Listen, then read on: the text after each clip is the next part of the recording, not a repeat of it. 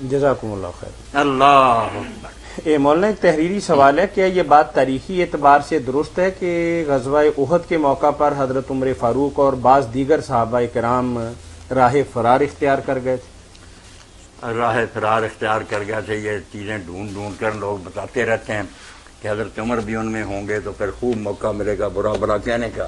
اب قرآن مجید نے جب بتایا کہ حالات ایسے پیدا ہو گئے، جن کو درہ پر حضور نے متعین کیا تھا انہوں نے درہ دیا چھوڑ، کہ اب کیا کریں، یا مال غنیمت تو لوگ جمع کریں، ہم کیا کریں، کافر تو بھاگ گئے، چلو ہم بھی اکٹھا کریں۔ امیر جو تھے عبداللہ بن زبیر نے روک رہے، نہیں مانے، 10 صحابی رہ گئے، شہید ہو گئے۔ اب حالات ایسے ہو گئے کہ دشمن نے پیچھے سے آ کر اچانک حملہ کیا، یہ بے فکر مال سمیٹ رہے تھے کہ کافر تو چلے گا، جب اچانک تلواریں پڑی ہوش دو یہ باتیں کرتے ہیں، وہ جو تھوڑے سے رہ گئے تھے نا، ان میں سے ایک نے بھی نہیں رہنا تھا۔ یہ جو کہتے ہیں بھاگ گئے تھے، اعتراض کر رہے ہیں، اگر یہ وہاں ہوتے نا تو پاکستان آ کر ہی ٹھہرتے، اعتراض کرنا ہی آسان ہوتا۔ تو باقی جن کے بھاگنے کا ثبوت ہے نا، ان میں سے حضرت عثمان رضی ان کا ٹھیک ہے، حضرت عمر فاروق رضی کے دوسرے کیوں کہ وہ کہتے ہیں سب سے پہلے میں لوٹا، یہ ساری تاریخی روایتیں بے بنیاد۔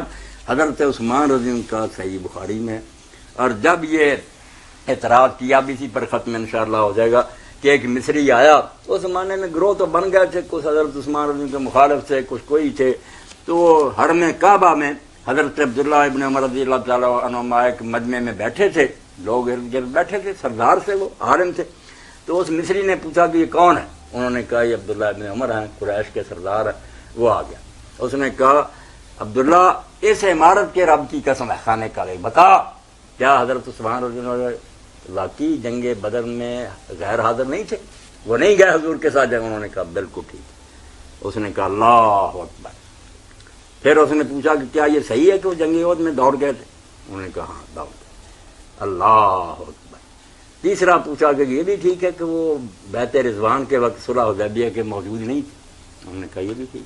اللہ اکبر۔ انہوں نے کہا اب ٹھیک ہے، تیری باتیں میں نے سن لی اور تجھے بتا دیا کہ ٹھیک۔ اب ان کا جواب بھی سنتا جا تاکہ مصر والوں کو بتا دے کہ اصل معاملہ یہ۔ اللہ اکبر تو نے کہہ دیا بڑی خوشی سے۔ فرمایا بدر میں اگر وہ نہیں گئے تو اس میں عیب ہے کوئی ان کا؟ یہ تو فضیلت ہے۔ ان کے گھر میں اللہ کے رسول کی بیٹی تھی، حضرت رقیہ رضی اللہ تعالیٰ، بیوار تھی۔ اللہ کے رسول نے خود حکم دیا تھا کہ تو جنگ پر نہ جا، میری بچی کی خبر لے، تجھے وہی ثواب اور مال غنیمت میں وہی حصہ ملے گا جو بدر والوں کو ملے گا۔ اور جب آدمی لے کر آیا بشارت فتح کی تو حضرت عثمان رضی اللہ اور ان کے ساتھ حضرت اسامہ جو تھے، حضرت رقیہ کو لحاظ میں اتار رہے، پیغمبر خدا اپنی بیٹی کے جنازے میں نہیں شریک ہو سکے، خبر پہنچی ہاں تو کہا اس میں اب بتا بڑی بات نکلی یا شان کی؟ کہ رسول اللہ کے حکم سے ان کی بچی کو سنبھالتے تھے اور ثواب وہی ملا اور حصہ وہی ملا جو بدر والوں کا۔ ہو گئی تسلی۔ دوسرا پوچھا کہ تو نے کہا وہ عہد سے دوڑ گئے، ٹھیک ہے دوڑ گئے، مگر قرآن نہیں پڑھا، آل عمران میں اترا نہیں کہ جو لوگ بھاگ گئے تھے اللہ نے ان کو معاف کر دیا۔ اب اللہ نے معاف کر دیا، تم نہیں معاف کرو، شرمندہ ہوا۔ اور تیسرا یہ کہا کہ جو تم کہتے ہو وہ صلح حدیبیہ میں نہیں تھی، وہ بیوقوف، یہ تو ان کی شان ہے۔ حدیبیہ کے موقع پر جب اللہ کے رسول علیہ السلام نے کہا حضرت عمر رضی اللہ جیسے جڑی آدمی سے کہ مکہ جاؤ، ان کو سمجھاؤ کہ ہم لڑنے کے لیے نہیں آئے، عمرہ کے لیے آئے، احرام باندھے ہوئے، قربانی کے جانور ہمارے ساتھ ہیں، ہمیں کعبہ کی زیارت کرنے دو۔ انہوں نے کہا اللہ کے رسول علیہ السلام میرا کنبہ ہے بہت چھوٹا، بہت تھوڑے افراد ہیں، بنو عدی کے کمزور ہیں، یہ ہیں میرے دشمن، مجھے وہاں کون بچائے گا؟ میں نہیں جا سکتا۔ آپ حضرت عثمان رضی اللہ کو بھیجیں، ان کے بے شک وہ گھر والے ابھی کافر ہی ہیں بنو امیہ، مگر وہ سردار ہیں، بہت تعداد ہے، وہ قبائلی عصبیت کی وجہ سے ان کی حفاظت کریں گے۔ آپ نے فرمایا بالکل ٹھیک۔ تو حضور کے حکم سے گئے آپ کے سفیر بن کر، اور ان کے بعد صلح یہ حدیبیہ ہوئی اور یہ بیعت رضوان والا مسئلہ جب ہوا تو اللہ کے رسول نے، باقی لوگوں نے خود بیعت کی، اللہ کے رسول نے اپنا ہاتھ اپنے ہاتھ پر رکھا کہ یہ ہاتھ اللہ کے رسول کا اور یہ ہاتھ عثمان رضی اللہ عنہ۔ فرمایا بتا کہ لوگوں نے اپنے ہاتھوں سے بیعت کی اور عثمان کی جگہ سے آپ نے خود بیعت کی، اس میں کوتاہی نکلی یا شان؟ یہ کہنے کے بعد فرمایا اب تینوں باتیں میں نے سنا دی ہیں، مصر میں ان کو اپنے ساتھ لیتا تھا، جو سوال لایا تھا اس کے بعد یہ بھی لیتا تھا، لوگوں کو بتا کہ اصل معاملہ کیا۔ تو شرارتی لوگوں کا کوئی علاج نہیں، انہوں نے اللہ رسول کو معاف نہیں کیا، حضرت عثمان کو حضرت عمر کو کیا ضدی لوگوں کی باتیں نہیں سننی چاہیے، جو غلطی ہے ٹھیک، جب اللہ کہتا میں نے معاف کر دیا معاف ہو گیا۔ کتنے گناہ ہم سے ہوتے ہیں جو اللہ معاف کرتا ہے۔ جزاکم اللہ خیرہ۔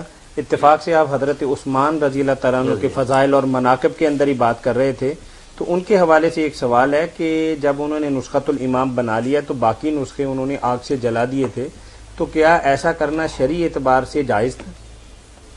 شرعی اعتبار سے جائز نہ ہوتا تو کوئی تو چیختا چلاتا نا، اتنے صحابہ کرام تھے، خدا حضرت علی علیہ السلام تھے اور لوگ تھے، کوئی دعائی دیتے کہ عثمان کیا کر رہے ہو تم، ہم آپ کے خلاف ہوتے نہیں، سب نے اس کو منظور کیا۔ وجہ اس کی کیا تھی کہ لوگ جب حضور کے سامنے قرآن شریف پڑھتے تھے یا اس کو لکھتے تھے، اس میں وہ بین السطور اس کی تشریح بھی لکھتے جاتے تھے۔ مسئلہ اصل میں یہ تھا کہ حضور سے جو تفسیر سنتے تھے نا، پڑھا حافظوا علی الصلوات والصلاۃ الوسطی، تو ساتھ ہی لکھ لیتے تھے صلاۃ العصر، صلاۃ العصر کیا ہے وہ نماز درمیانی عصر کی نماز، یہ تشریح تھی، قرآن نہیں تھا، مگر انہوں نے اپنی ضرورت کے لیے لکھا تھا، اب بھی تفسیروں میں لکھتے ہیں۔ اگر وہ قرآن رہتے، بعد میں آنے والے بیوقوف سمجھتے کہ یہ بھی چیز قرآن میں ہے، اس لیے آپ نے فرمایا یہ تشریح والے نسخے ختم کر دو، صرف متن رہ جائے، اصل جو ہے لوگ سمجھتے رہیں گے حدیثوں سے، یہ کیا، اب اس میں برائی کوئی نہیں کی۔ جزاکم اللہ خیرہ۔ یعنی فتنے کے انسداد کے لیے حضرت عثمان غنی رضی اللہ وہ تعالیٰ عنہ حواشی ایسا اور حکم تفسیری دیا۔ کلمات جو تھے ان والے نسخے ختم کر جزاکم اللہ خیرہ۔ یہ افسانہ یہ صحیح بخاری کے اندر آپ ابو سفیان نے آخیا جدوں جنگ احد جڑی سی وہ مسلمانوں نے تھوڑی جی ہار ہو گئی، رسول اللہ نے بھی غار پناہ لئی، آپ بھی زخمی ہوئے، صحابہ شہید ہوئے، تو ابو سفیان نے پھر پہاڑی سے چڑھ کے آواز دیتی کہ تواڈے اندر رسول اللہ ہے گے؟ آپ نے کیا چپ رہو، پھر کیا تواڈے تے ابو بکر رہے گا؟ نہ جواب دے، پھر عمر نہ بولو، مڑ کے انہیں آخیا جب زندہ ہوندے جواب دیں دے، فخر نہ انہیں آخیا کہ مر گئے سارے، ہوندے زندے جواب دیں دے۔ تے بعد نال جدوں نے گل کی حضرت عمر قابو چ نہیں رہے گا، دلیر اور بہادر انہوں نے آخیا ایڈی چارے بنے نے تکبر کی گل کی، انہوں نے آخیا کذبت یا عدو اللہ اب کلا علیک ما یخزیک، اللہ تعالیٰ اللہ دیا دشمنہ تینوں تباہ کرے تو جھوٹ بولنا، رسول اللہ بھی زندہ ہے، ابو بکر بھی زندہ ہے اور میں بھی زندہ ہوں، اللہ تعالیٰ تینوں رسوا کر لی سانوں زندہ رکھے۔ تو اسے ابو سفیان نے کافر سے او رو حبل نعرہ ماریا کہ زندہ باد حبل، اس بت نوں سب تو زیادہ منتے سی، کعبے دی چھت تے انہوں رکھیا سی، باقی بت والے سی، حبل زندہ باد۔ فقال النبی صلی اللہ علیہ وسلم عجیب، حضور نے جدوں آخیا نا حضور فوت ہو گیا، ادو تو روکیا سی، مگر اس گل سے آخیا ہن جواب دو، یہ خدا دی توحید دا معاملہ، ہن نہیں چپ رہن دا وقت۔ قالوا ما نقول، لوگوں نے آخیا اسی کی کہیے، پھر آپ نے آخیا او رو حبل آندا، حبل تیری شان بلاندا وے، قولو اللہ اعلیٰ واجہ، حبل نہیں بلند، اللہ سب تو اعلیٰ اور دا مرتبہ سب تو بلند ہے۔ قال ابو سفیان لنا العزا ولا عزا لکم، پھر انہیں آخیا ساری عزا دیوی ہے، تہاڈی کوئی عزا نہیں۔ یہ طائف کی طرف مندر سی، بہت بڑا کعبے کی طرح سی، اونٹاں دیاں قطاراں تے گائیاں بکریاں، جویں حجی کھڑدے سی مکے اِداں جاندے سی، اتنے جانور قربان ہوندے، سب چڑھاوے زیادہ عزا دے ہوندے سی، اور وہ بڑے مہان سی، بڑے وہ کمرے سی جتنے نظراں زیادہ جمع ہوندیاں سی، کہنے لگا ساری عزا ہے، تہاڈی مسلمانوں کی کوئی عزا نہیں۔ قال النبی صلی اللہ علیہ وسلم عجیب، حضور نے آخیا انہوں جواب دیو، کہنے کی کہیے؟ آپ نے فرمایا اللہ مولانا ولا مولا لکم، تو عزا نوں روندا پھرنا، ساڈا مولا اللہ ہے، تہاڈا کوئی مولا نہیں۔ قال ابو سفیان یوم بیوم بدر، اسے انہیں پھر آخیا کہ بدر دے دن دا بدلہ ہو گیا، اس دن اسی ہارے سی، ساڈے بندے مرے سی، اج وہ پوری ہو گئی، والحرب والسجال، اور جنگ اتنا ہی ہے، کدی کسی کا پڑا چک گیا، کدی کسی کا۔ تے نال انہیں آخیا وَتَجِدُونَ مُسْلَةً، صحیح بخاری دے اندر ہے کہ تسی ویکھو گے کہ تہاڈیاں لاشاں دے نک کن کٹے گئے، انہاں دے پیٹ چاک کیتے گئے، لاشاں بگاڑیاں، لا مامر بہا، میں حکم نہیں دیتا، یہ لوگوں نے اپنے طور سے سارے بندہ کرتا، ولم تو نہیں حکم نہیں دیتا، مگر مجھے برا بھی نہیں لگا جی انہوں نے کیتا تو ٹھیک ہی کیتا۔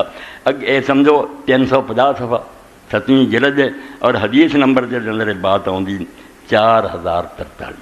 اے صرف ہے نمونہ اج کا جمعہ برباد کر رہا، یہاں لوگوں کے علم کا حال انہوں دسیا جائے کہ کچھ سکھو، اس علم کے سارے کتاباں رسالے نہ لکھا کرو۔